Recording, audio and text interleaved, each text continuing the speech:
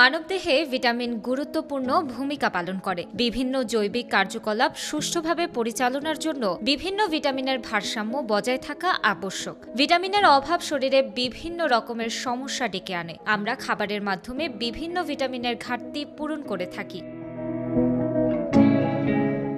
খাবারের বেশিরভাগ ভিটামিন পাওয়া গেলেও ভিটামিন ডি খুবই কম পাওয়া যায়। এটা শরীরের জন্য খুবই গুরুত্বপূর্ণ। দিন দিন এই ভিটামিনের ঘাটতিজনিত সমস্যা বেড়েই চলেছে। ভিটামিন ডি এর ঘাটতি হলে শরীরের নানা সমস্যা দেখা দেয়। অনেকের শরীরেই ভিটামিন ডি কম, কিন্তু তা জানেন না।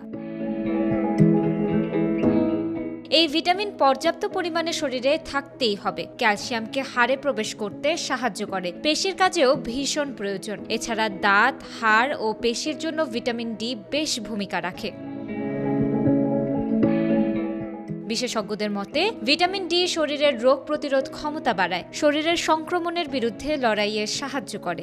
কোনো গবেষণা বলছে শরীরে পর্যাপ্ত মাত্রার ভিটামিন ডি থাকলে তা সাধারণ সর্দি, জ্বর ও ফ্লুতেও সাহায্য করে। ব্রিটেনের পুষ্টি বিষয়ক বিজ্ঞান গবেষণা উপদেষ্টা কমিটি এখন একটি গবেষণা চালাচ্ছে, যাতে দেখা হচ্ছে সংক্রমণজনিত বক্ষব্যাধিতে ভিটামিন ডি ঠিক কিভাবে কাজ করে।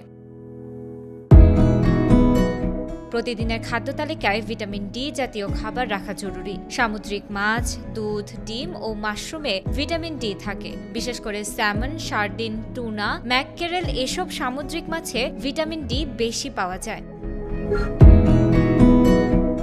সকালের মিষ্টি রোদ ভিটামিন ডি এর গুরুত্বপূর্ণ উৎস। সকালে হাঁটাহাঁটি করলে শরীর যেমন ভালো থাকে, তেমনি ভিটামিন ডি এর ঘাটতিও পূরণ হয়। কিন্তু অনেকের ক্ষেত্রে সেই সুযোগ না থাকায় ভিটামিন সাপ্লিমেন্টের উপর নির্ভর করেন। বেশি দিন ভিটামিন ডি এর অভাবে ভুগলে রোগ প্রতিরোধ ক্ষমতা কমে যায়, শরীরে স্বাভাবিক বৃদ্ধিও ব্যাহত হতে পারে। বিশ্ব স্বাস্থ্য সংস্থা হিসেবে বিশ্বের অন্তত 100 কোটি মানুষেরই ভিটামিন ডি এর ঘাটতি আছে।